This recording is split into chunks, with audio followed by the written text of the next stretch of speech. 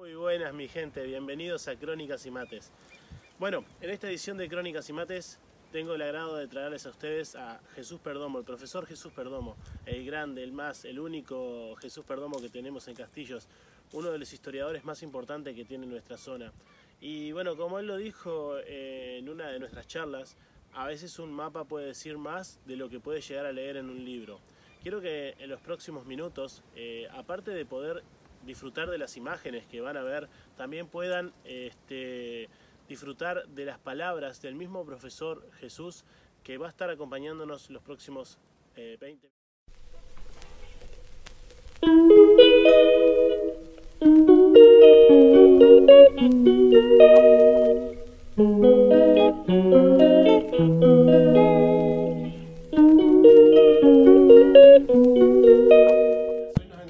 con el profesor Jesús Perdomo. No fue profesor mío porque cuando yo iba al liceo yo soy más pibe todavía, así que no alcancé a tenerlo como profesor, que me hubiera encantado realmente tenerlo profesor.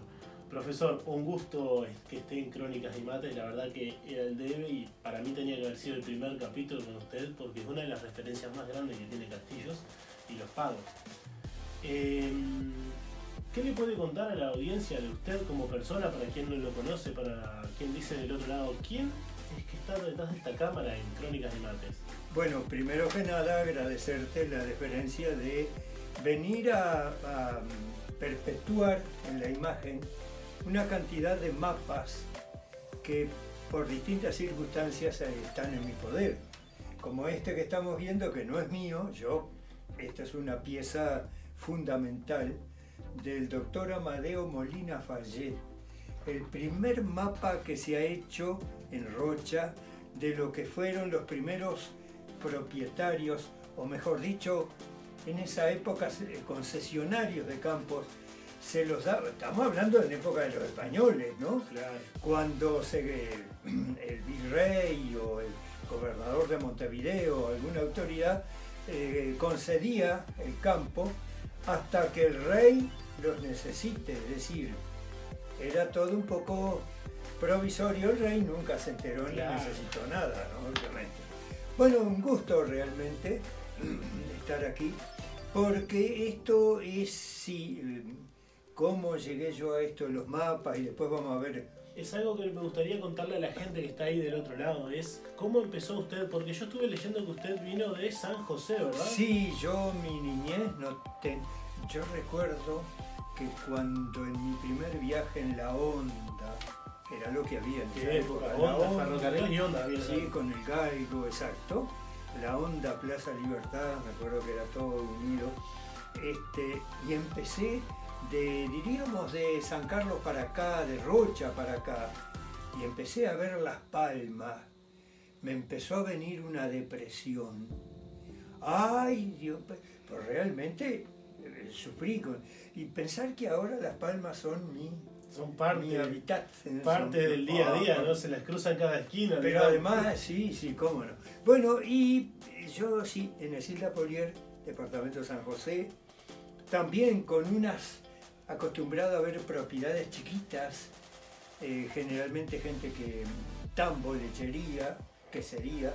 Dice que los mejores quesos suizos salían de ahí. De esas, sí. En realidad los lunes en Isilda Polier está lleno de camiones de gente que va a comprar quesos. Sí, realmente, mejor que los Colonia, inclusive. Hay quienes dicen, y yo lo he oído de gente neutral, que ya esa zona de Silda le estaba ganando a la Colonia Suiza, que es la ciudad más cercana en Colonia que hay por allí. Sí, yo siempre escuché como que había ahí un tema de los quesos y dicen que los de Silda eran un poco mejor que los de Colonia. No sé, sin desmerecer a los quesos de Colonia. Sí, es lógico, y los sildeños reaprendieron con los de Colonia, obviamente. Bueno, yo me vine, yo de chico, tuve un hermano que fue muy conocido aquí en Castillo, por ejemplo, fue el fundador de lo que ahora es la Escuela Técnica, la UTE. Eso era una casona que había al lado de la iglesia, de la parroquia de Castillo, era propiedad de la parroquia Y estaba, alguna vez hubo un comercio ahí de los Miraglia, después eso se dejó y quedó ahí ese inmueble un poco en el aire. Y por ahí surge la idea, se la da un amigo, de hacer una escuela, en esa época se decía escuela industrial. Industrial, sí, en otra época no se decía auto, sino vamos a la escuela industrial. La escuela industrial, que se enseñaban oficios, carpintería, herrería, ¿verdad? Todo eso, mecánica, me acuerdo, imprenta, en la época que se hacía los trabajos letrita por letrita. Los que me están escuchando ahora y son es que hoy con las computadoras no tienen ni idea. Claro, con la computadora y todo lo que hay hoy en día, después de eso no se sabe el trabajo que se pasaba antes con las cosas. El famoso linotipo que se usaba en los diarios, pero aquello se armaba, las palabras letrita por letrita, unas letritas eran de plomo. Acá hubo un maestro Páez ahí en la escuela que tenía una habilidad en componer. Agarraban las letritas y había que ponerlas, tenían revés y derecho. Claro. Eso, tenían un tacto, una cosa más. Esa escuela. Y yo vine, cuando él era chico, digo, vamos a rebobinar, yo lo veía a mi hermano, en ese entonces era seminarista, es decir, estudiante. En esa época la carrera de cura eran como 12 años. Y yo lo veía, era mi hermano mayor, era mi referente, casi como un padre. Y entonces yo de alguna manera pensé también en seguir los pasos de él. Y entonces también entré al seminario para estudiar de cura. Estuve 7, 8 años casi, hasta que me di cuenta que eso no era lo tuyo. No era lo mío. No era lo suyo. Mi seminario era en un lugar que ahora es muy conocido, era en Instrucciones y Propios. Y después del seminario venía todo un enorme baldío, que ahora es el Casavalle. Estamos hablando de Montevideo, ¿verdad? Montevideo, sí, estamos hablando de Montevideo. Casaballe es un barrio muy conocido. Sí, Casavalle. Aquello no había nada. Era un campo pelado con alguna vaca pastando. De allí, de Instrucciones de Propios, el Don Orione, que la gente lo conoce por ahí, hasta la Gruta de Lourdes, eso era vacío. ¿Te das cuenta de lo que es ahora? Sí, sí, se ha poblado. Estamos hablando por el año 50 y tantos, ¿no?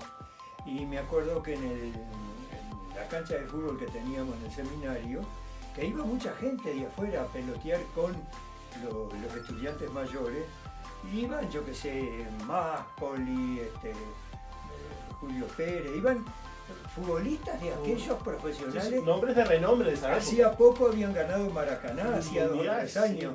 Sí. Y me acuerdo que de escuchar a alguno de ellos, estos capos, uy, que se me hizo tarde para ir al empleo. Cuando el fútbol no era era profesional, pero no te pagaban por eso. No, yo miraba el tema de Messi ahora y de Rejo Suárez, los platales que se hablan, y aquellos tipos jugaban y tenían un empleo. Jugaba por el amor y bueno, el amor a la pelota y luego sí, tenían que ir a trabajar. Así que bueno, un buen día mi hermano lo nombran cura aquí en Castillo. Y yo voy a hablar con él ahí a decirle que iba a dejar, que no iba a seguir estudiando de cura con un miedo que usted me va a relajar todo. Bueno, le dije, sí, ya me di cuenta de ese tal, lo agarró así. ¿Y qué vas a hacer ahora? Y bueno, no sé yo. ¿Y por qué no me acompañás? Dice que me nombraron cura en Castillo. Castillo, yo oí esa palabra, para mí era como decir la luna. Sí, más en esa época. Bueno, lo acompañé. Y ahí empezó todo mi estadía acá. Y te decía eso, cuando empecé a ver las palmeras, me vi una cosa. Claro, las palmeras que hay en Colonia, que se ven, hay palmeras, son distintas. Sí, son distintas, son palmeras ornamentales. Claro. O sea, no, nada que ver con la Gutián. Verlas por todos lados, aparte de cruzar. Un soponcio, como se decía acá, me vino terrible. Bueno, y ahí empezamos con él, en muchas actividades. Yo lo acompañaba, por ejemplo íbamos a Chuy, yo lo acompañaba porque él iba a decir, le tocaba la jurisdicción de él como cura hasta el Chuy San Miguel, entonces yo lo acompañaba en esa cosa, era el cantor de las misas ahí, y un día una persona que que iba mucho, ahí era el director del Liceo de Chuy. Entonces me dice, pero usted que canta y qué sé yo, y no se animaría, y no sé cómo yo le dije una frase en francés. Y dice, porque usted sabe que tenemos falta de profesor de francés en el Liceo del Chuy, usted no se anima a dar, y bueno, yo no sé, digo, yo nunca he trabajado como docente. No, que en fin, y canta, y de repente puede ir música, etc. Entonces, bueno, así me empezó mi carrera de docente, ¿no? De rebote, sin haber hecho IPA ni nada de eso. Entonces, bueno, estaba ahí un día, me dice, yo que usted dice, me daría un viajecito a Montevideo a hablar con la inspectora de francés. Bueno, allá fui, claro, golpeé, la mujer me abrió hablándome en francés, me entró para adentro del salón de ella hablando en francés, y yo sudaba porque mi francés era de precario para abajo. Bueno, entonces a la vuelta no me corrió, tuve la habilidad yo dije, no, francés no es lo mío.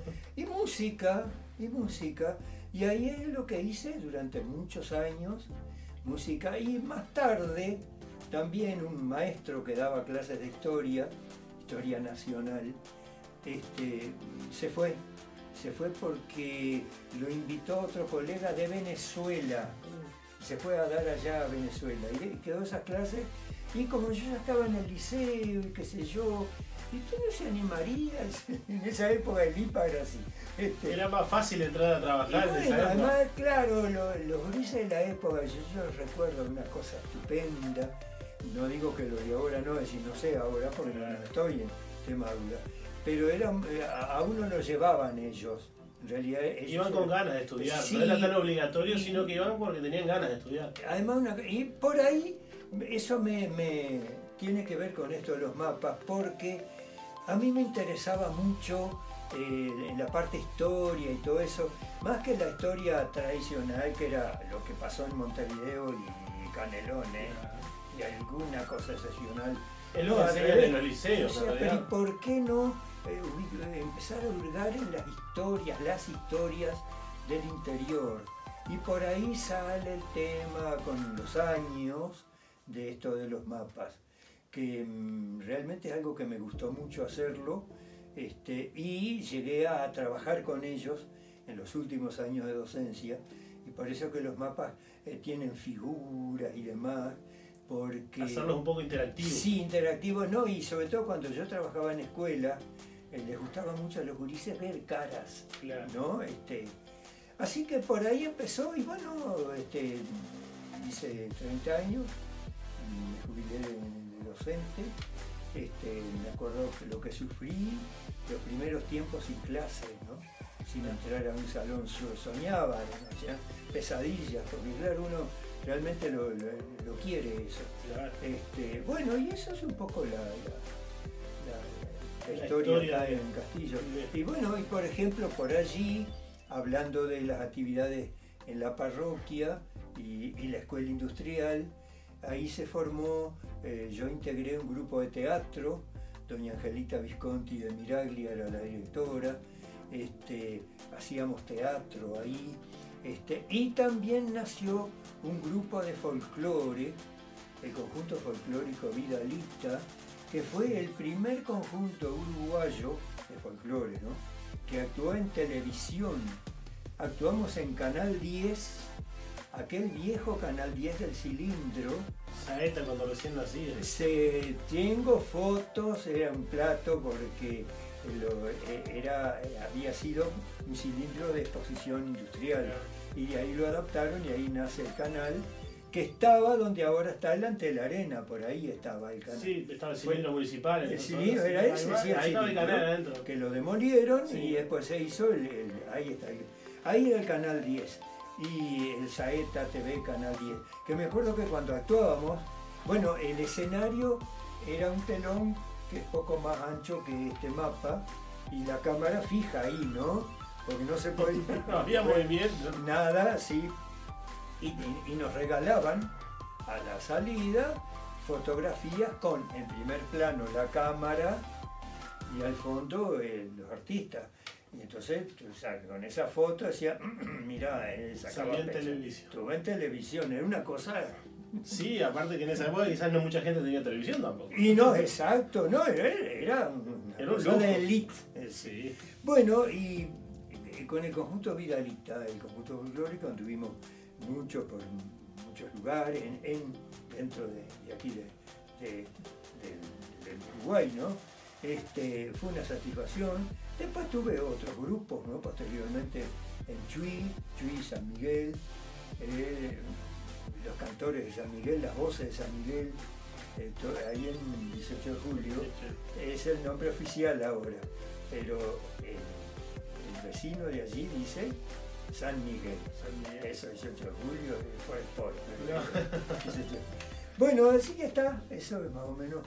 Hermoso que la gente lo conozca a Jesús Perdomo. Para quien no lo conoce, bueno, Jesús Perdomo es un gran referente de la zona de acá de Castillos y de todos los alrededores. Si usted va a Rocha o a cualquier lado del departamento y dice Jesús Perdomo, al toque lo van a sacar como una de las personas, como un referente, digamos.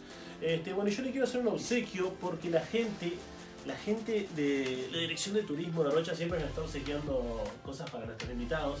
Y bueno, no sé si usted toma, no sé si bebe, pero... ¿Cómo no? Esto lo bebe todo el mundo porque no es un se licorcito. Debe preguntar en público. No, pero esto es un licorcito de Butiá. Oh, sí. Fabricado en India Muerta. En India Muerta. De las... Caseritas de India Muerta, ahí va. Y una mermelada de Butiá y una mermelada de frutilla. Esto me lo obsequia para usted la Dirección de Turismo de Rocha. Bueno, eso sí, pero voy a confesar con un poco de vergüenza que va a ser la primera vez que voy a consumir licor de Butiá. ¿Licor de Butiá? Nunca. Bueno, la verdad que se está perdiendo de una de las cosas más ricas que debe tener Rocha.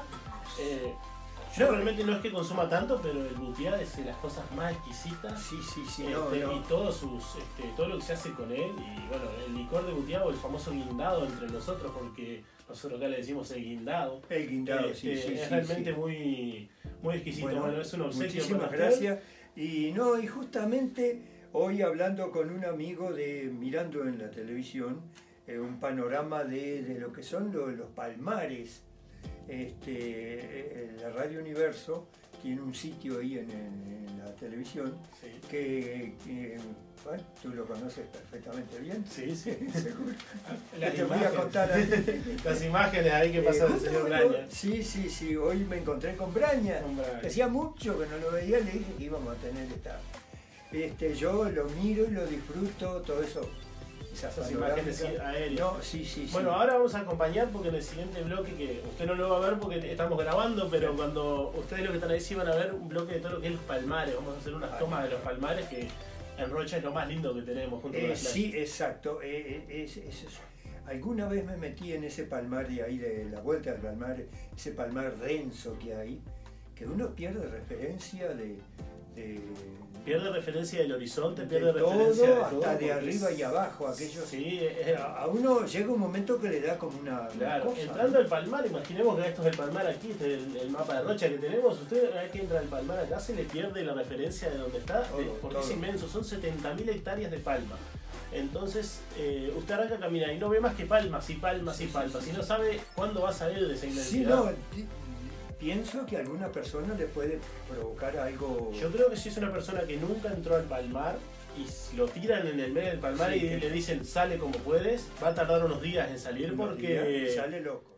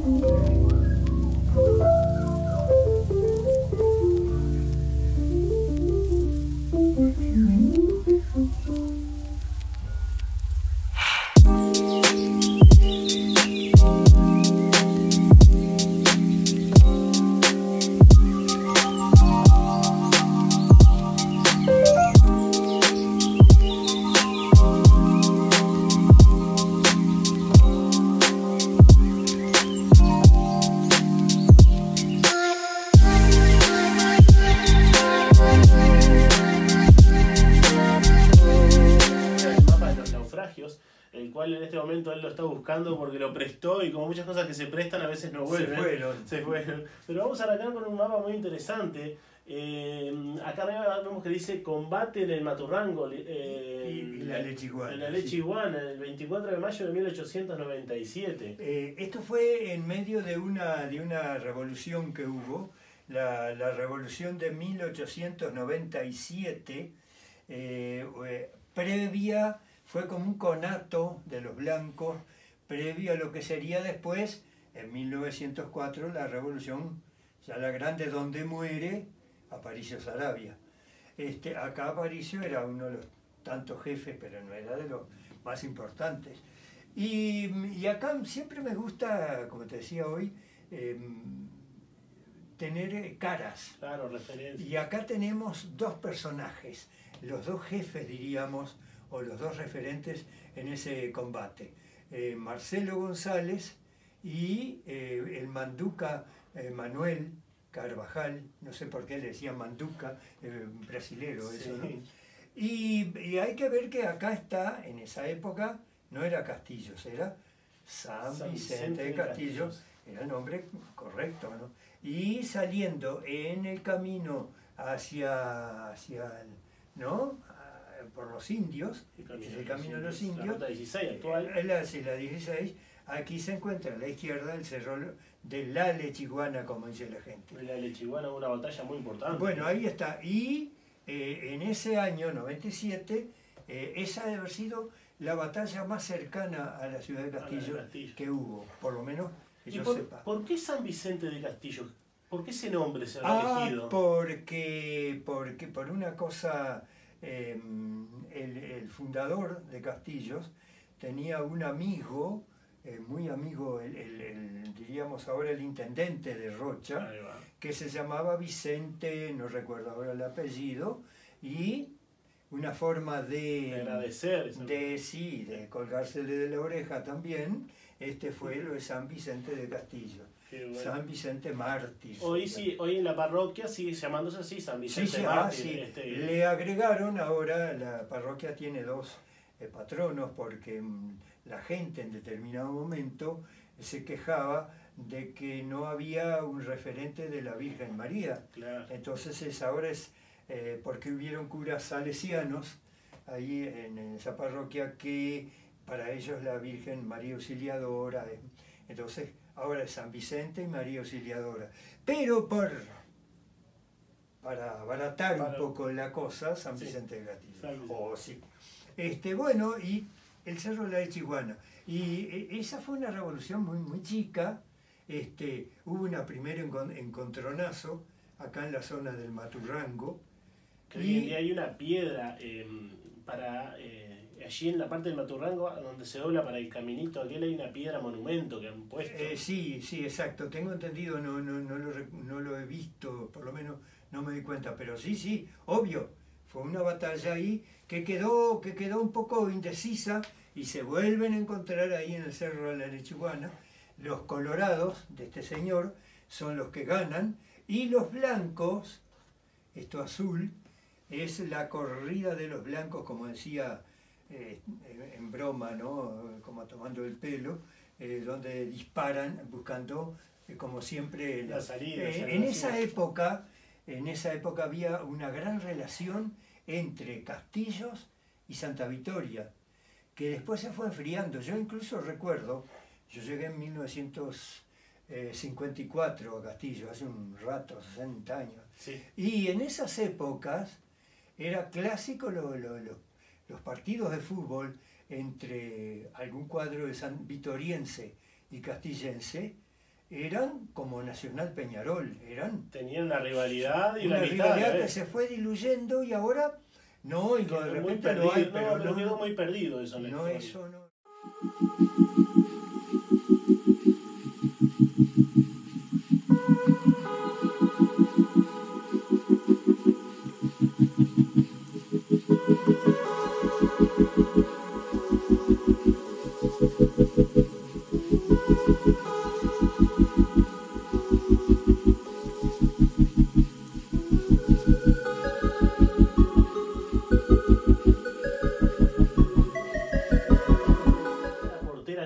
se llama Poblado La Portera Negra.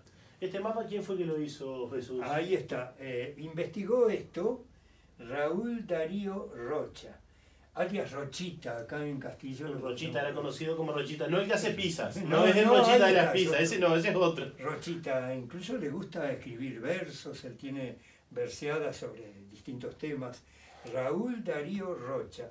Él hizo el mapa, el esbozo, y yo después lo pasé como está ahí en colores y demás. Y dice, esto es interesante, este poblado existió desde fines del siglo XIX, 1880, ¿no?, hasta la mitad del siglo XX. La mayoría de los pobladores eran personas de color, descendientes de negros esclavos de las grandes estancias. Pero hay una cosa que me llama la atención acá abajo. La familia más numerosa en Portera Negra fue la del Churrinche Moreira. Eran 18 hijos. Lo que era falta de la televisión. ¿Escuchaste bien? El internet y la televisión que no existía en esa época. 18 hijos, una familia bastante numerosa. Pero, no sé, por ejemplo, si iban a la escuela ya estaba ya estaba la escuela pronta, o sea, solo con los hijos de Churrinche. Menores de 4 a 5 hijos, pero ¿cómo que se le fue la mano? Claro, igual capaz que no tenía una sola mujer en esa época, era común que tuvieran más de una mujer ellos. Pero este es un trabajo notable, fíjate que él pone hasta los montes de eucaliptus, la cañada pequeña, esto que va por acá, para ubicarnos, es el camino de los indios, la ruta 16. Luego hablamos por la 13, sí, como que fueron para Velázquez. Ahí está. El almacén de Marcos de Honoyo. Que todavía hasta hace poco todavía había... algunas paredes le quedan todavía en alto, se puede visitar eso porque está con vista a la ruta. Y seguramente esta era la tal Portera Negra. Y ahí estaba la Portera Negra, no sé por qué le pusieron ese nombre. Porque estaba pintada en negro, eso sí. Era el nombre bien fácil. Yo eso lo averigüé. No se complicaron con el nombre. Yo lo averigüé porque pensé que era por lo de... la gente que vivía ahí, ¿no? Estaba por el color de la Portera, ¿no? Como decían antes, de bleque. Claro. Claro. Bueno, y esto yo le contaba la otra vuelta y me llama mucho la atención, la cachimba surtidora. Sí. Que todavía existe esa cachimba. Qué notable, ¿no? Que todavía existe. Quizás hoy sea solamente la referencia que están los ladrillos a la vista nada más. Yo no he entrado nunca por ahí todo eso. Pero todavía existe. Esto es como una especie de callejón, ¿no? Improvisado, no era una ruta. Sí, era un camino de huella y en los costados estarían las casas, me imagino, sí, ranchitos de paja. Auto no tendrían. Y no. No. Hasta el 30 no llegaron los autos en Uruguay, ya no existía. El Carreta Álvarez, los Amarales, no se sabe los nombres. Hay que ver que muchos de los apellidos existen acá en Castillo y en la zona todavía, como Álvarez, Amaral, acá, Correa, todos estos apellidos. Bueno, el apellido Correa es muy común de morenos acá en Castillo. Claro, sí, muchísima gente. Amaral también, sí. A ver, ¿qué más? Juanita Álvarez, ¿qué dice acá? Pozos de la Bandera. Pozos de la Bandera, se ve que era donde las aguaditas que se forman y iban a lavar a las ropas ahí. Y digamos que este era un poco el corazón, porque está la pista de carreras, que eso era fundamental. Y acá, para las reuniones en fiestas, era como se ve que había como unas palmitas. Palmeras. Ese dibujo de palmeras. Un pequeño corral. And if you want to read my mind, just go ahead, there's nothing. El Señor del Este. Esto está basado en un libro que salió de historia sobre Leonardo, que hasta ese momento no existía. Y este es uno de los próceres de la independencia. Acá tenemos dibujado, por lo que estoy leyendo aquí, por Ochoa, un gran dibujante de castillos, a uno de los próceres que no mucha gente no conoce realmente, mucha gente, porque se lo enseñan muy poco o lo conocen porque vienen a la fortaleza. Acá, por ejemplo, en Uruguay se habla prócer, bueno, Artigas, desde luego, La Valleja, Rivera, Oribe, y punto. Este hombre, por ejemplo, en la gran batalla de Ituzaingó, la división Maldonado, que era dirigida por él, es la que tuvo más muertos y heridos y es la que decide el triunfo en esa batalla que es fundamental de los orientales contra el imperio brasilero, ¿no? Y era la de este hombre. Bueno, era un pintún, Era una persona muy linda, ojos azules, como se puede ver ahí. No existía Hollywood, pero él hubiera sido así, primera figura, ojos azules, rubio. Dice que era realmente muy atractivo. Un señor caballero. En realidad él era Leonardo Álvarez Oliveira.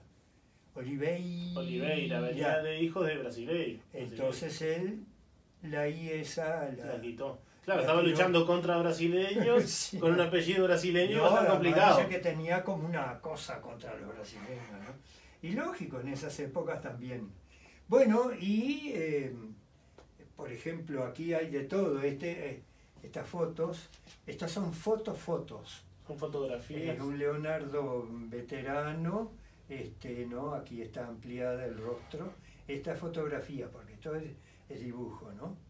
El señor del Este, ahí está, César Pintos Diago, un hombre que fue director del Liceo Castillo y que fue el que descubrió a Leonardo, porque hasta ese momento, incluso en Castillo, no era muy nombrado. En esta zona, y si tú vas si vamos a Aguas Dulces, después del puente, ¿no? El paso de los adobes, ahí va. A la derecha hay un monte de eucaliptus y al lado, con una alturita, hay un monte, se ve un corral de palmas, que es doble corral grande y tras corral, ¿no? Y en el monte de eucaliptus, ahí nació Leonardo Olivera. Ahí estaba la estancia de los Olivera, que muy todavía, famosa. Yo hace unos años estuve por allí y no quedan restos de casa, pero sí de losa, ¿no? De utilería, de platos, bien la losa portuguesa. Y ahí el padre de él fue capataz de esa estancia, que era la llamada Estancia del Rey, que después, lo veíamos en el otro mapa, después se dividió en varios. Y estuvo ahí 5 años que en San Carlos oyen esto y no les gusta porque los carolinos dicen que nació en San Carlos. Ahora, hay un misterio porque... Esto es como Gardel cuando dice que Argentina nació en Argentina y el uruguayo dice que nació acá. Exactamente, bueno, ¿y cuál es el tema? A mí siempre me daba espina que él nació tal día, no recuerdo la fecha, tal día, y lo bautizan al mes casi. Faltan 2 días para el mes. Eso es rarísimo porque antiguamente, cuando nacía una criatura, no le terminaban de cortar el cordón y ya estaba bautizado. Lo estaban bautizando, lo estaban cristianando, así se decía antes. Cristianando. Entonces que demoraran un mes, quiere decir que estaban lejos de... Si hubiera nacido en San Carlos, sí, ya, a los 10 minutos... San Carlos ya era una ciudad en ese momento. El día del nacimiento era el día que lo bautizaba. Bueno, por ahí empezó, hasta que un día me dan una foja de una serie de elementos de escribanos, y por ahí aparece, claro, que el padre de Leonardo, 5 o 6 años antes de nacer él, ya estaba ahí, en ese lugar. Que bueno, por algo ahí hay un recordatorio. Hay un monumento antes de llegar a Aguas Dulces, pequeño ahí, donde la gente puede parar y mirar dónde está el monte, dónde está la estancia. Eso es real, ahí está. Lástima que no sé, propiedad privada. Es propiedad privada, no se puede entrar, pero se puede dar allí en la ruta y mirarlo incluso.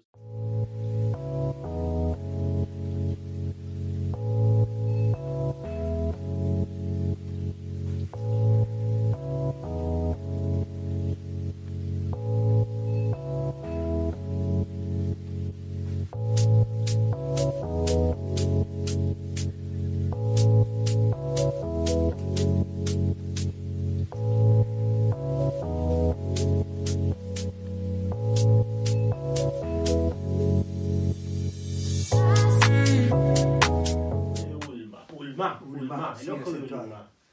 Este mapa es de la Laguna Negra. La lagunita que está enfrente a la fortaleza. Lagunita digo porque es la una de las lagunas más grandes que tiene de Rocha. Sí, sin embargo, tú entras a ella y la puedes cruzar haciendo pie, es decir, es llanita. Sí, es muy llana, sí, pero es muy traicionera también, se ha ahogado mucha gente ahí. Claro, porque además es muy grande. Es gigante. Donde esté un poco crecidita y te agarre medio lejos para adentro, sí, sí. Te agarra el cansancio nadando para salir. Los primeros barquitos de los coloniales que pasaban por ahí. El pueblo, bueno, ahora que tengo que averiguar, publicar un libro sobre esto, el pueblo de Santa Teresa, que fue el primer pueblo del departamento, antes que Rocha, mucho. ¿Ese antes. pueblo es el de la toma, antes de la toma de Fortaleza? No. Bueno, este es el pueblo donde empieza el éxodo. Lo queman los ranchos. Es notable porque había 6 casas de material, lo más ranchos. Y hasta el día de hoy quedan pedazos de pared, los 6, que eso no se quemó, desde luego, pero todo lo demás eran como, no sé si 200 personas, era para la época. Y decidieron quemar las casas para no dejárselas a los portugueses. Sí. 1811 a fines. Y acá empieza, ¿no? Todo. Bueno, lo tengo en otro. Este mapa es un mapa que tiene muchísima información. Sí. La verdad que está precioso. Bueno, y ahí está todo.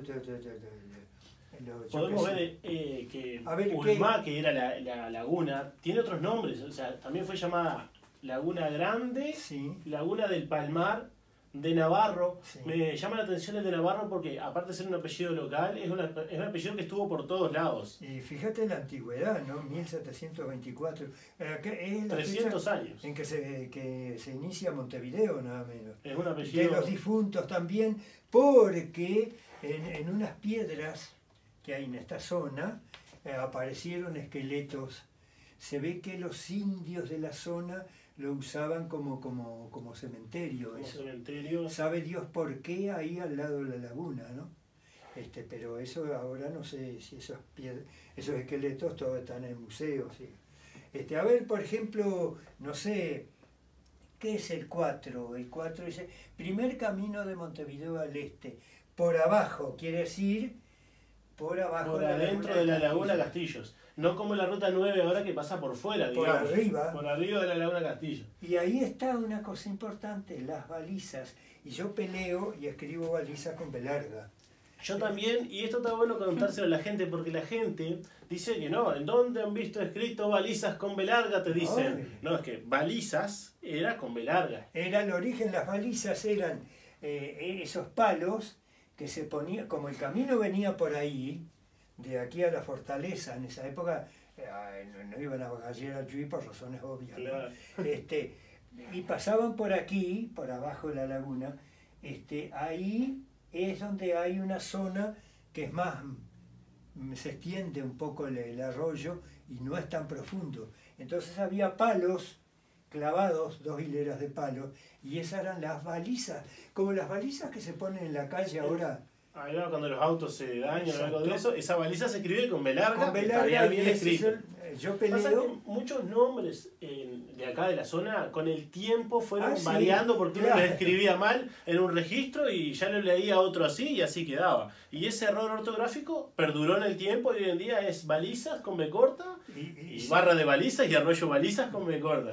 Pero está bien dicho y bien aceptado el balizas con B larga. Exactamente, sí, no, defendiendo Defendiendo lo que era realmente al origen principio, histórico, claro. Ahí va, ¿no? perfecto. Right there on top of the moon, we could sit and do nothing. I wish we were bold to just fly away. I don't wanna care, just be here and I'm good. Notable, los antiguos dueños de las flechas, es de una canción de Félix Luna, argentino, Nuestros indios. nuestros indios. Y lo primero que... Nuestros indios, qué mal dicho está eso, nuestros indígenas. sí. Nuestros indios, porque en las Indias no vivimos así, Sí. nunca fuimos indios nosotros realmente. Indígenas. Fuimos exactamente. indígenas. Bueno, y hay un montón de cositas interesantes. Por ejemplo, aquella muchacha allá arriba, a los gurises cuando iba a la escuela les encantaba. ¿Por qué? Y ella cuando aparece, una mujer indígena nuestra, se pintaba así esas líneas, 3 verticales y horizontales, era una forma de decir, bueno, estoy libre y buscando marido. Ahora tenemos Instagram, tenemos Facebook, redes sociales y todo. Antes era más difícil, ¿no? ¿Quién da más? Había ¿Quién que da más? pintarse la cara para decir que estaba disponible. Estaba disponible.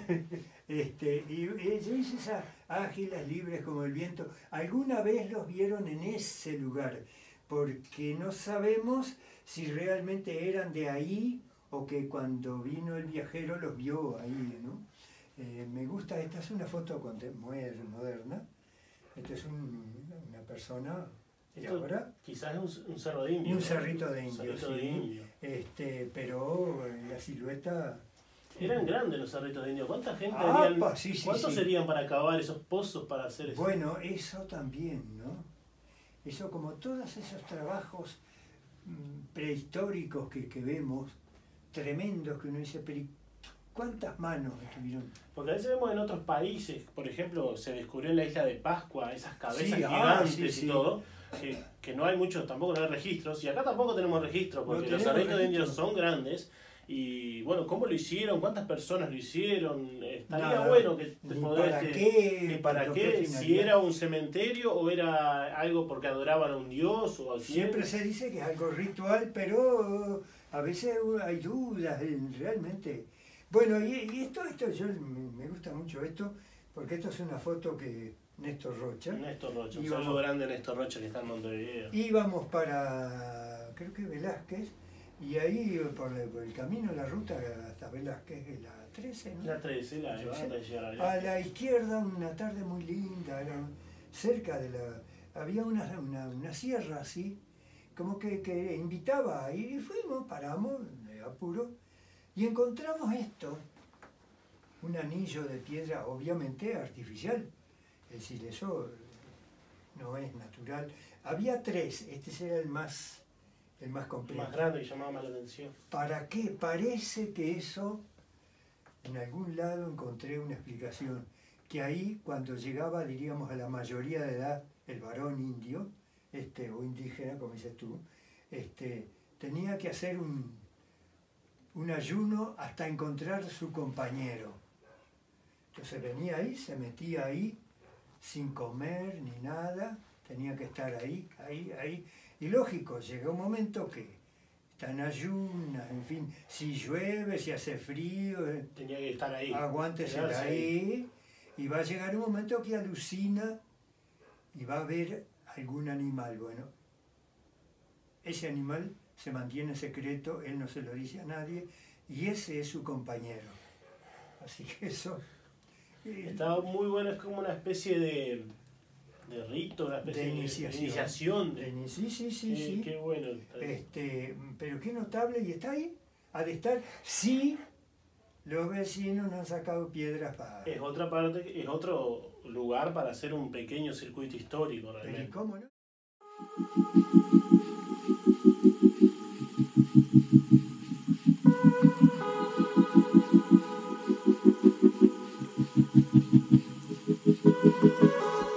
Provisorio para la campaña. Se considera, esto no es propaganda de Manini, No. pero esta era el diseño de bandera que Artigas quería. En eso Manini, como militar que fue, sabe eso. Era así, ¿no? Azul con roja entre medio, blanco. Esa es la bandera Esa era la bandera que que quería. después la bandera actual, ese con la diagonal, es posterior. Bueno, ¿qué pasa? Se considera que el documento más importante de Artigas social fue el reglamento provisorio del año 15. Y nosotros decimos, sus raíces en campos de Rocha. Y entonces el tema es para hacerlo rápido. En determinado momento, Pérez del Puerto, fundador de Rocha, aquí en la zona entre el Cebollatí y la laguna Merín, le da terrenos a una cantidad que nunca pude llegar a los nombres, pero eran muchos, probablemente unos 70 pobladores que fueron posesionados por Pérez del Puerto. Y en determinado momento aparece un señor Juan de Uriarte que tenía un campo bárbaro, todo esto, ¿no? Incluso acá está cortado el mapa, es más, era enorme el campo. Era enorme, sí, se puede ver la franja bastante grande. Era enorme y quería aquello allá.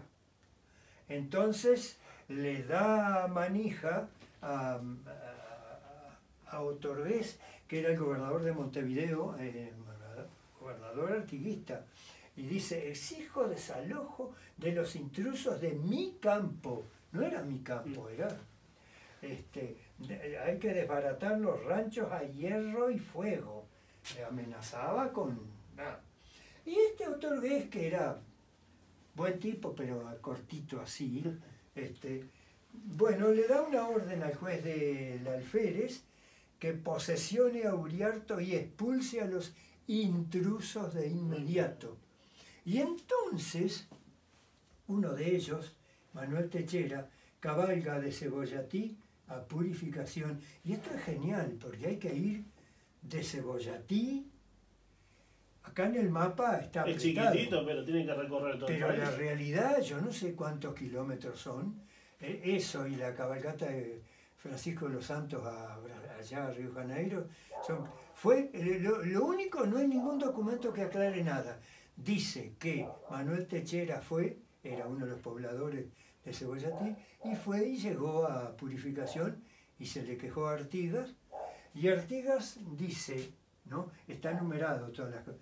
Dice: no se moleste a los vecinos de Cebollatí hasta el arreglo definitivo de las tierras. Orden del jefe de los orientales. Es uno de los documentos más duros de Artigas, más así concreto, porque Artigas siempre tenía como prólogos y explicaciones. No. Tac, tac, tac, tac. Y eso, generalmente se sabía que era de él. No, acá pone orden del jefe de los orientales. Y yo nunca supe después, también no sé qué vuelta llevó eso. Probablemente el señor Juan de Uriarte se quedó con... Hizo lo que se le dio. Cuando Artigas se va, y entonces es notable eso. El 8 de julio, el 15, está la orden esta de Cebollatí, y en septiembre 10 sale el reglamento. Hay historiadoras importantes, por ejemplo en San Carlos, que dicen que eso fue el puntapié para este famoso reglamento de la campaña de Artigas.